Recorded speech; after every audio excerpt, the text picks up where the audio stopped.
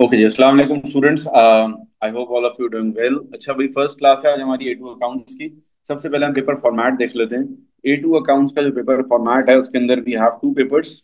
एक होता है पेपर थ्री, दूसरा होता है पेपर फोर। पेपर थ्री जो है वो कौन सा है? फाइनेंशियल अकाउंटिंग है। फाइनेंशियल अकाउंटिंग, इसके अंदर जो है टाइम ड्यूरेशन कितना होता है इसका? 1 आवर 30 मिनट्स। और पेपर फोर जो है 50 मार्क्स का है। और इसका जो वो है कॉस्टिंग है, कॉस्ट अकाउंटिंग है, ठीक है। और इसका जो वो है टाइम ड्यूरेशन 1 आवर।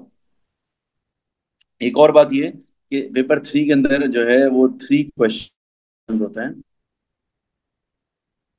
और पेपर फोर के अंदर 2 क्वेश्चन होते हैं। यानी कि एक क्वेश्चन को करने के लिए हमारे पास कितना टाइम है? 30 मिनट्स आधा है, क्योंकि उसमें 3 क्वेश्चन होते हैं तो 1.5 घंटा है, और उसमें के अंदर 2 क्वेश्चन है तो 1 घंटा। दूसरी बात ये कि हर क्वेश्चन 25 मार्क्स का है, पेपर थ्री में भी और पेपर फोर में भी। ठीक है। कॉस्टिंग का जो पोर्शन है वो काफी छोटा है। कॉस्टिंग वाले पोर्शन के अंदर टोटल टॉपिक ही 4 हैं। चार में से कोई से भी दो आएंगे। ठीक है। फाइनेंशियल वाला जो टॉपिक पोर्शन है उसमें थोड़े टॉपिक ज्यादा हैं, तकरीबन 12 या 13 टॉपिक्स में तकरीबन। और उसमें से 3 क्वेश्चन आते हैं। ठीक है। अच्छा, फाइनेंशियल के अंदर जो है आज हम टॉपिक स्टार्ट करने लगे हैं वो है मैन्युफैक्चरिंग अकाउंट। आप सब लोगों ने ओ लेवल मैन्युफैक्चरिंग अकाउंट पढ़ा हुआ होगा। ठीक है ना। जो बच्चे एक्सेल दे रहे हैं ओ लेवल से अगर डायरेक्टली एक्सेल दे रहे हैं तो उनको तो बहुत याद होगा। एएस वाले जो स्टूडेंट्स हैं थोड़ा सा भूल गए होंगे, यार 1 साल से मैन्युफैक्चरिंग अकाउंट पढ़ा नहीं है। तो वही वाला ओ लेवल वाला ही मैन्युफैक्चरिंग अकाउंट है, लेकिन कुछ एक्स्ट्रा चीजें भी हैं। बट इनिशियली मैं एक्स्ट्रा चीजें बाद में बताऊंगा। शुरू में मैं वो लेवल वाला ही समझो, ऑलमोस्ट ना 80% तो मैन्युफैक्चरिंग अकाउंट वही वो लेवल वाला ही है। बस बाद में जाके कुछ एक एक्स्ट्रा चीज आएगी, लाइफ मेंबरशिप वाली। और प्रोविजन फॉर अनरियलाइज, सॉरी, मैं लाइफ मेंबरशिप तो दूसरे टॉपिक में है, कंपनी है वो नॉन प्रॉफिट ऑर्गेनाइजेशन में। इसके अंदर एक्स्ट्रा चीज है वो है प्रोविजन फॉर अनरियलाइज प्रॉफिट वाली। ठीक है, वो आगे जाके हम पढ़ेंगे। अच्छा, अब हम स्टार्ट करते हैं मैन्युफैक्चरिंग अकाउंट। मैन्युफैक्चरिंग अकाउंट का फॉर्मेट देखना। मैन्युफैक्चरिंग अकाउंट का जो फॉर्मेट है, मैन्युफैक्चरिंग अकाउंट कौन बनाता है? कौन से बिजनेस मैन्युफैक्चरिंग अकाउंट बनाते हैं? जो प्रोडक्शन करते हो, मैन्युफैक्चरिंग करते हो। बिजनेसेस कितने टाइप्स के होते हैं? एक तो है ट्रेडिंग बिजनेस, एक होता है सर्विस बिजनेस, और एक होता है मैन्युफैक्चरिंग बिजनेस। ट्रेडिंग बिजनेस वो होता है जो बाहर से सामान खरीदे और आगे बेचे। अगर आप मोबाइल फोन की शॉप है आपकी, तो आपका क्या होगा? Trading business. लेकिन अगर आप लॉयर हो तो आपका क्या, कौन सा बिजनेस है? Service business. और अगर आपको मैन्युफैक्चरिंग करते हो, गुड्स की प्रोडक्शन करते हो, तो अब आप मैन्युफैक्चरर हो। बिजनेस होता है। अब जो मैन्युफैक्चरर होता है, मैन्युफैक्चरर के लिए क्या है कि opening inventory of raw material से स्टार्ट होगा। ठीक है। फिर purchase of raw material, carriage inwards के रिटर्न आउटवर्ड्स, और इन सबको टोटल करेंगे तो नेट परचेज आ जाएंगी। Then closing inventory of raw material. इन तीनों का जब टोटल किया जाएगा तो cost of raw material consume. बहुत सिंपल है, मैं थोड़ा जल्दी जल्दी इसलिए बता रहा हूँ। एक फॉर्मेट ही आपने फॉलो करना है। ये फॉर्मेट आपको याद करना है। वैसे तो याद होगा, सबको लेवल में पढ़ा हुआ होगा, लेकिन थोड़ा बहुत जो है वो आहिस्ता आहिस्ता देखते भी रहो तो याद और ज्यादा वो हो जाएगा। ठीक है। फिर उसके बाद आएगा डायरेक्ट लेबर, और फिर आएगा डायरेक्ट एक्सपेंसेस। तो आ जाएगा फाइनल आंसर, क्या बन जाएगा? Prime cost. प्राइम कॉस्ट का मतलब क्या होता है? प्राइम कॉस्ट का मतलब होता है वेरिएबल कॉस्ट। प्राइम कॉस्ट वो कॉस्ट होती है जो कि नंबर ऑफ यूनिट्स की वजह से चेंज हो।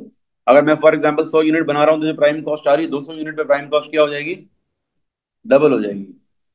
ठीक है ना। लेकिन जो कॉस्ट चेंज ना हो वो प्राइम कॉस्ट में नहीं आती। फिक्स कॉस्ट जो है प्राइम कॉस्ट में कभी नहीं है। Prime cost means all variable cost. Prime cost का दूसरा नाम वेरिएबल कॉस्ट भी है। क्योंकि ये डायरेक्ट कॉस्ट क्या होती है? Direct material, direct labour. Direct का मतलब भी वही है, डायरेक्ट मतलब वेरिएबल। डायरेक्ट कॉस्ट वो होती है जो कि कम ज्यादा होती रहे। अगर यूनिट बढ़ा दो तो बढ़ जाए, यूनिट कम करो तो कम हो जाए। मिसाल के तौर पे अगर आपके घर में जो है दावत है, ठीक है, अब आप खाना बना रहे हो, खाना ऑर्डर कर रहे हो, तो जो फूड की कॉस्ट है वो क्या है? Direct cost. कि आपने जो है कहते हैं 100 बंदों का खाना बना रहे हो, तो आपकी कॉस्ट आ रही है फॉर एग्जाम्पल 1 लाख रुपए। अब 150 मेहमान हो गए आपके, तो वो 1 लाख नहीं रहेगी कॉस्ट, कितनी हो जाएगी? 1.5 लाख हो जाएगी। ऑलमोस्ट वन डबल, वो डेढ़ गुना हो जाएगी। हाँ, थोड़ा सा इकोनॉमिकल स्किल शायद आपको मिल जाए, लेकिन अकाउंटिंग में उसको हम इग्नोर कर देते हैं। तो वो डायरेक्ट कॉस्ट कहलाती है। ठीक है। नेग्लिजिबल डिफरेंस हो उसको हम नहीं इग्नोर करेंगे। अच्छा, फिर उसके बाद क्या करेंगे? Factory overhead. फैक्ट्री ओवरहेड का मतलब क्या होता है? एक्सपेंसेस, यानी कि लेकिन फैक्ट्री से रिलेटेड एक्सपेंसेस सारे आपने फैक्ट्री ओवरहेड लिख दिए। रेंट हो गया, electricity, indirect material, indirect labour. अच्छा, एक और बात, ये फैक्ट्री ओवरहेड में सारे के सारे कौन से आते हैं? इनडायरेक्ट एक्सपेंसेस आते हैं, डायरेक्ट नहीं आते। इनडायरेक्ट एक्सपेंसेस वो होते हैं जो कि ज्यादातर फिक्स्ड होते हैं, या फिक्स ना भी हो, कम से कम ये हो कि वो वेरिएबल ना हो। फिक्स और वेरिएबल के बीच की कहानी क्या है? अगर फिक्स भी ना हो, वेरिएबल ना हो, तो क्या होगा? सेमी वेरिएबल भी हो सकता है। सेमी वेरिएबल क्या होता है? इसका कुछ पोर्शन फिक्स्ड हो, कुछ पोर्शन वेरिएबल हो। ठीक है ना, तो वो उसको इनडायरेक्ट ही कहते हैं। Semi variable is also indirect. Direct cost वो है जो कि कंप्लीटली क्या है, बोले, वेरिएबल। जो वेरिएबल कॉस्ट है वो डायरेक्ट कॉस्ट है। लेकिन जो इनडायरेक्ट होगी वो जरूरी नहीं फिक्स्ड हो। Indirect can be fixed as well as semi variable. Semi variable मतलब कुछ पोर्शन फिक्स्ड और कुछ वेरिएबल। जैसे मिसाल के तौर पे आपको कोई सैलरी पे रखता है, ठीक है, और बोलता है भाई अब मैं आपको 50,000 की जो है फिक्स सैलरी दूंगा, उसके अलावा जो है कमीशन दूंगा कितना परसेंट सेल का। तो ये क्या है, आपकी जो कॉस्ट है ये क्या हो गई? सेमी वेरिएबल हो गई ना, कुछ फिक्स हो गई, कुछ वेरिएबल हो गई। फिर फैक्ट्री सुपरवाइजर सैलरी, डेप्रिसिएशन, इन सब का टोटल कर लेंगे। ये हमारे पास जो आ जाएगा टोटल क्या है, ये टोटल जो है इनडायरेक्ट ओवरहेड्स आ गए, मतलब हमारे पास फैक्ट्री ओवरहेड्स। इन दोनों का ऐड कर देंगे, टोटल फैक्ट्री कॉस्ट ऐड करेंगे, work in progress minus work in progress balance, और ये आ जाएगी cost of production. Manufacturing account बनाने का पर्पज ये होता है ताकि हम कॉस्ट ऑफ प्रोडक्शन को कैलकुलेट कर सकें। ठीक है, ये वर्क इन प्रोग्रेस क्या होता है? वर्क इन प्रोग्रेस जो कि अधूरे रह गए हैं, इनकम्प्लीट रह गए हैं, उसको वर्क इन प्रोग्रेस कहते हैं।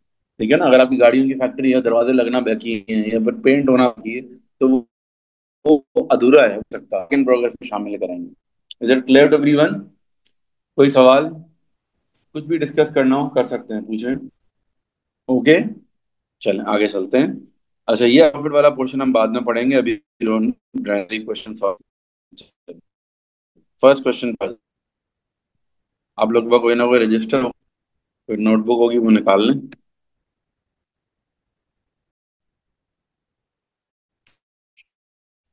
मैन्युफैक्चरिंग अकाउंट बनाएंगे, ठीक है, मैन्युफैक्चरिंग अकाउंट का फॉर्मेट हम फॉलो करेंगे। स्टार्ट करेंगे opening inventory of raw material.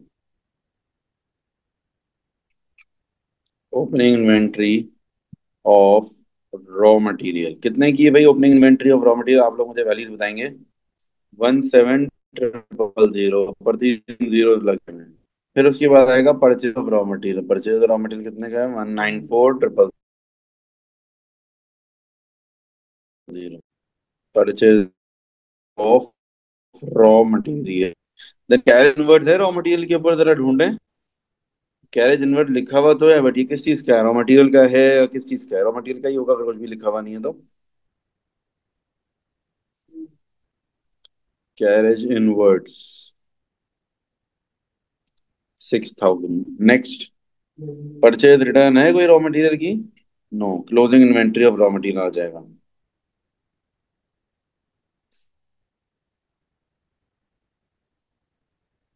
18,000 की क्लोजिंग इन्वेंट्री आ गई, माइनस हो गया। अब बताएं जरा आंसर क्या है।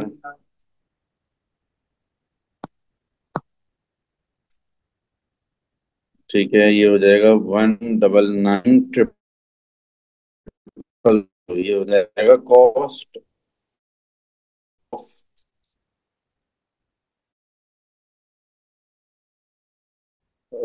Raw material.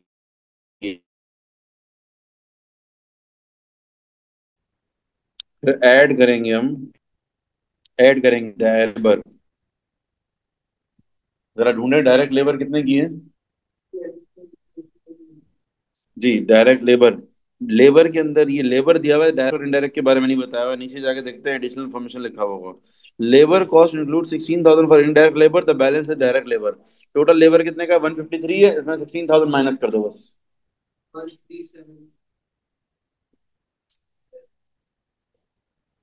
फिर उसके बाद जो है डायरेक्ट लेबर हो गया, और फिर उसके बाद हो जाएगा डायरेक्ट मटेरियल हो गया, डायरेक्ट लेबर हो गया, डायरेक्ट ओवरहेड। डायरेक्ट ओवरहेड हैं कोई? डायरेक्ट ओवरहेड या मैन्युफैक्चरिंग रॉयल्टीज मेरे ख्याल से नहीं है इस क्वेश्चन में, बस इन दोनों का ऐड कर दो बस। प्राइम कॉस्ट आ जाएगी।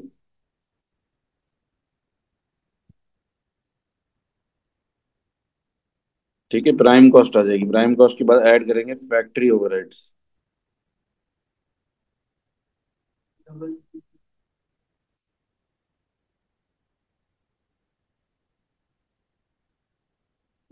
जी, 336000 क्या इसके अंदर प्राइम फैक्ट्री ओवरहेड्स के अंदर प्राइम कॉस्ट है? 336,000। अच्छा, इसके अंदर फैक्ट्री ओवरहेड में सबसे पहले तो इनडायरेक्ट लेबर ही लिख लो।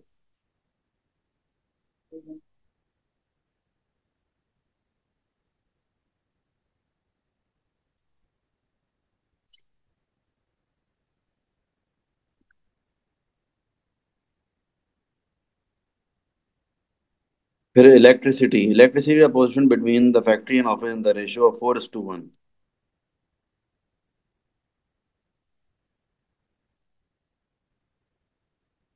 इलेक्ट्रिसिटी जो है ऑफिस और उन दोनों के बीच में 4:1, मतलब 4:1 के अंदर क्या होगा? 4/5 और 1/5। 4/5 जो है फैक्ट्री में जाएगा, 1/5 जो है वो किसमें जाएगा? ऑफिस में।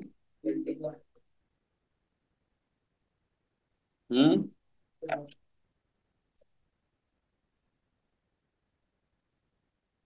अब ये आ जाएगा 20,000। टोटल कितना है इलेक्ट्रिसिटी का? 25,000 है, ठीक है। तो ये 25,000 का हमने क्या कर लिया? तो ये हो जाएगा 20,000, ओके। फिर आ जाएगा सनड्राई एक्सपेंसेस।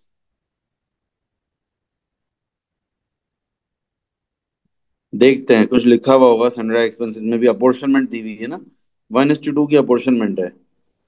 अच्छा, सनड्राई एक्सपेंसेस जितने के भी हैं 1:2 है ना, तो 1/3 और 2/3 हो जाएगा।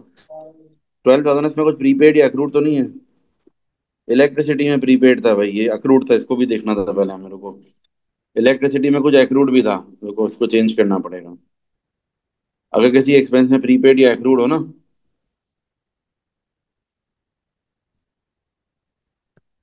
देखें, 25,000 प्लस 5,000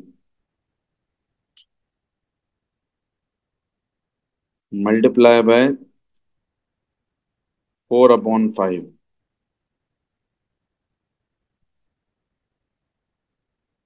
ठीक है, तो ये हो जाएगा 24,000। फिर सनड्राई एक्सपेंसेस जो है वो कितने के हैं? 12,000 के। 12,000 मल्टीप्लाई बाय 1/3। 4। इसी तरीके से आगे कंप्लीट करें।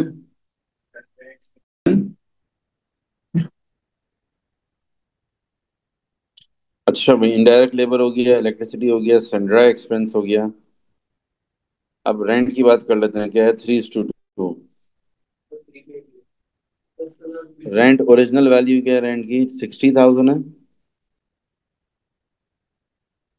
पहले प्रीपेड देखेंगे, रेंट में कितना प्रीपेड है वो माइनस कर लेंगे। उसके बाद मल्टीप्लाई करेंगे ये रेशो से ना, 3:2 है तो 3/5 हो जाएगा।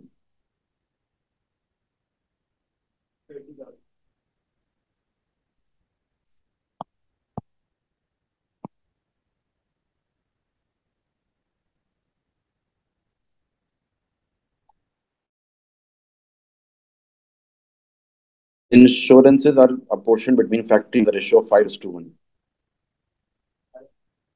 इंश्योरेंस जो है 5:1 है।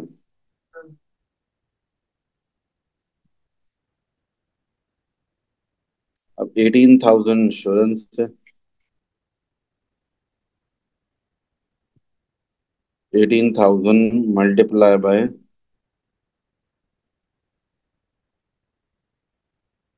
क्या है? 5:1 है ना, तो 5/6 हो जाएगा।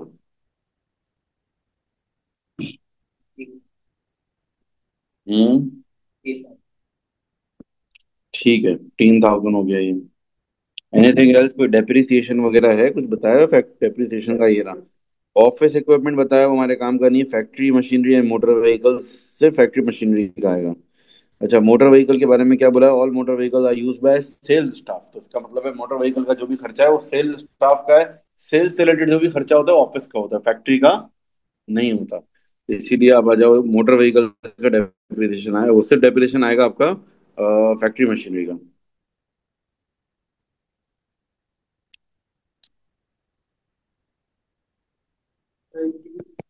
Depreciation on factory machinery. ठीक है, डेप्रिसिएशन ऑन फैक्ट्री मशीन कितने का बन रहा है? डेप्रिसिएशन क्या है? 25% रिड्यूसिंग बैलेंस मेथड।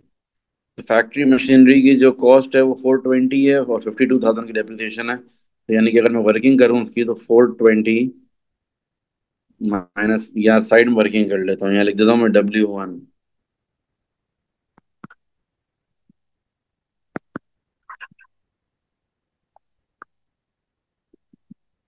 अब ये हो जाएगा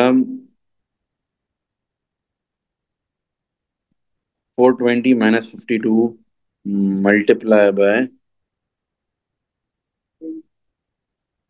420 - 52 multiply by 25%। 92,000।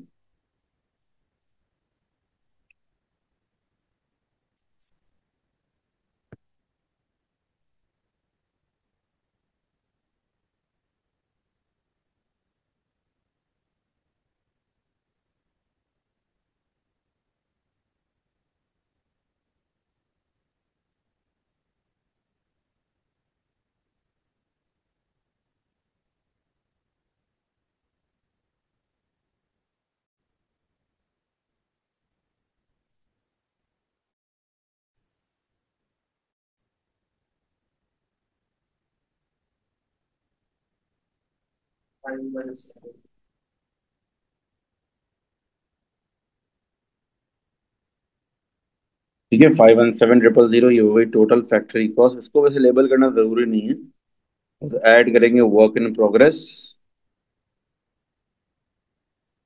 Work in progress add कर देंगे हम।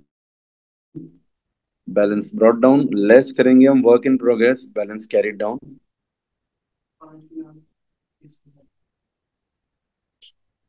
ठीक है, वर्क इन प्रोग्रेस का मुझे ब्रॉट डाउन और कैरी डाउन बता दो। 19 है और 15 है।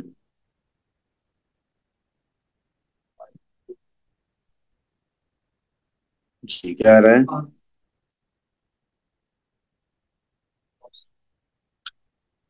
बस ये हो गई कॉस्ट ऑफ प्रोडक्शन।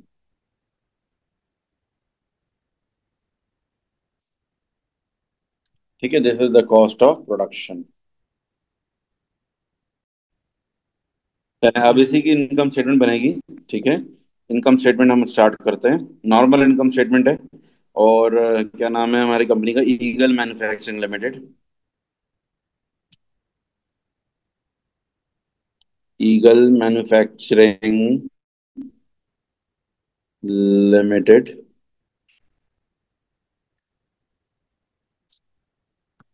ठीक है, इसमें आ जाएगा आपके पास income statement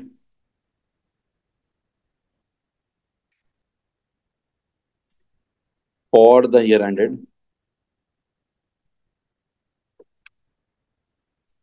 31st March 2012।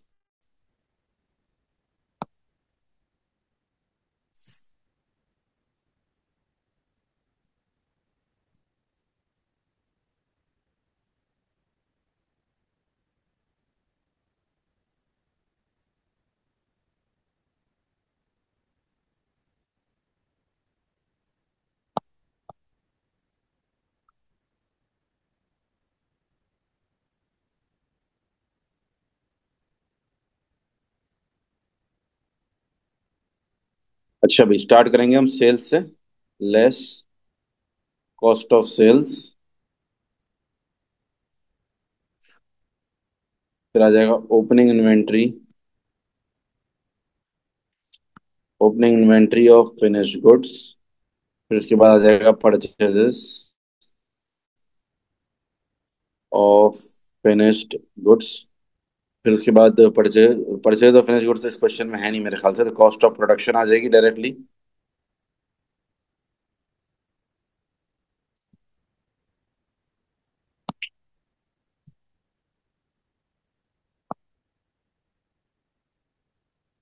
Then closing inventory of finished goods.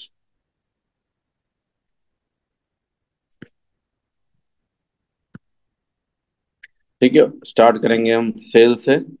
कितने की सेल्स है? रेवेन्यू है हमारा 816,000।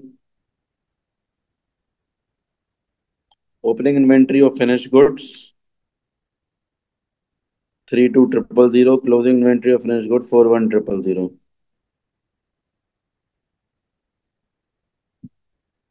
फिर कॉस्ट ऑफ प्रोडक्शन को 521,000।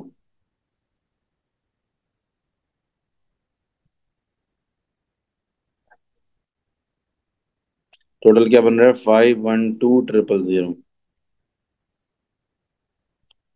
304000, ये हो जाएगा gross profit.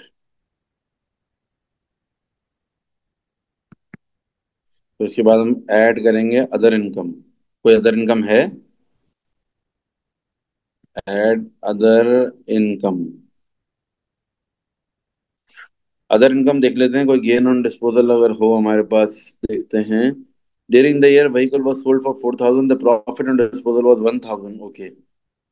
A new motor vehicle was purchased for 9,000. All motor vehicles are used by the sales staff. Okay. तो 1,000 रुपये का प्रॉफिट ऑन डिस्पोजल हो गया। गेन ऑन डिस्पोजल इनको ऐड कर देंगे, 304000 में ऐड कर देंगे, 305000 हो जाएगा। Less expenses. Less expenses, expenses ढूंढे जरा कौन कौन से हैं। इलेक्ट्रिसिटी है, वो तो शेयर्ड है ना। Carriage outwards.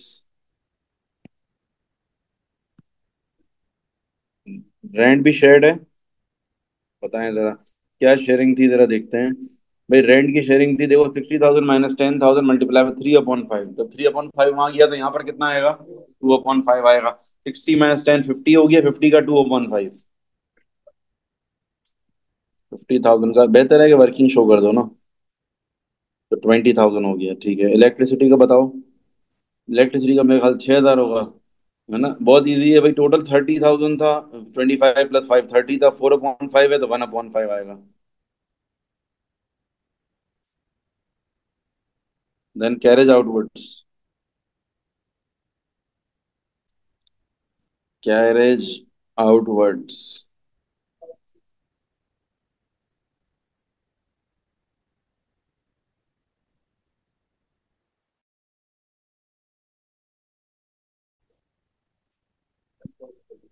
1/4।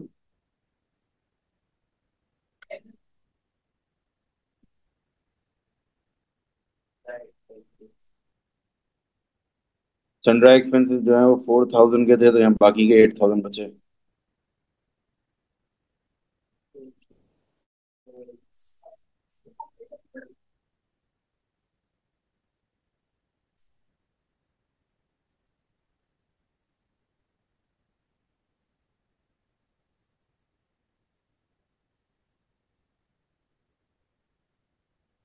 कितने का इंश्योरेंस है? इंश्योरेंस में कोई एडजस्टमेंट तो नहीं है? ओके, इंश्योरेंस हमारा ओके 18,000 था, उसमें 15 यूज हो गया, 3,000 बचा। ओके। अब डेप्रिसिएशन कैलकुलेट करना है, उसमें थोड़ी सी मेहनत करनी पड़ेगी। डेप्रिसिएशन आपके पास जो है ऑफिस इक्विपमेंट का भी है 10% है, और मोटर व्हीकल का भी है। ऑफिस इक्विपमेंट का तो मेरे ख्याल से सिंपल है। ऑफिस इक्विपमेंट 30,000 का 10% लगा देंगे।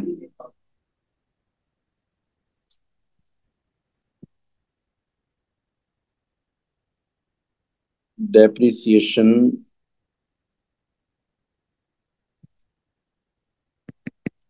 ऑन ऑफिस इक्विपमेंट कितना बना? 3,000 ना, 30,000 का 10%। अब आ जाते हैं डेप्रिसिएशन ऑन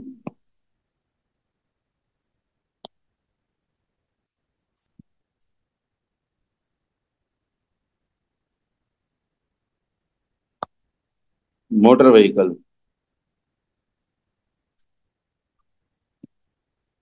मोटर व्हीकल्स के ऊपर डेप्रिसिएशन, मोटर व्हीकल्स की डेप्रिसिएशन कैसे निकलेगी?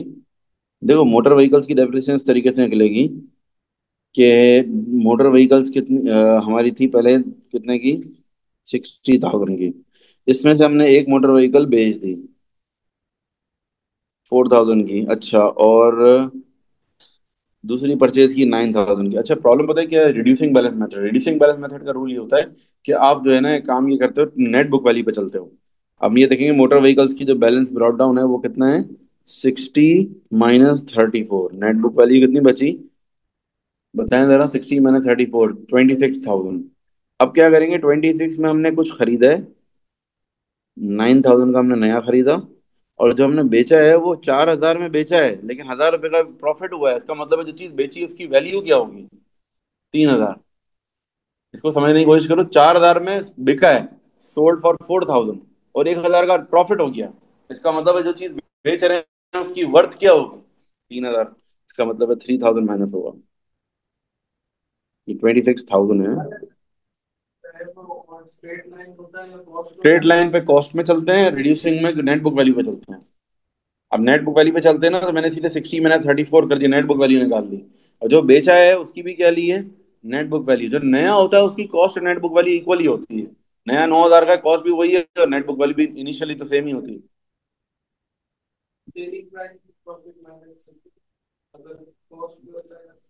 देखो वो सिनेरियो डिफरेंट है, उसी वक्त डिस्कस कर लेंगे। अभी कंफ्यूज हो जाओगे आप। आपने बेसिकली ये देखना है कि सेलिंग प्राइस में से प्रॉफिट तुम माइनस करोगे तो तुम्हारे पास की नेट बुक वैल्यू आ जाएगी। अब तुम्हें कॉस्ट चाहिए, तुम्हें डेप्रिसिएशन ऐड करना पड़ेगा, वो सब कैलकुलेशन लंबी हो जाएगी। वो क्वेश्चन के हिसाब से दिया हुआ, क्वेश्चन में लिमिटेड इन्फॉर्मेशन उस हिसाब से दी हुई होगी। अभी के लिए ये है कि सिंपल नेट बुक वैल्यू पे चलना है, इसीलिए इन्फॉर्मेशन भी उसी हिसाब से दी है। 26 प्लस 9 35 हो गया, माइनस 3 32,000। ठीक है, 32,000 हो गया हमारा ये। तो 32,000 पे लगा लो परसेंटेज। 8,000 हो गया। अब टोटल करें जरा इसको।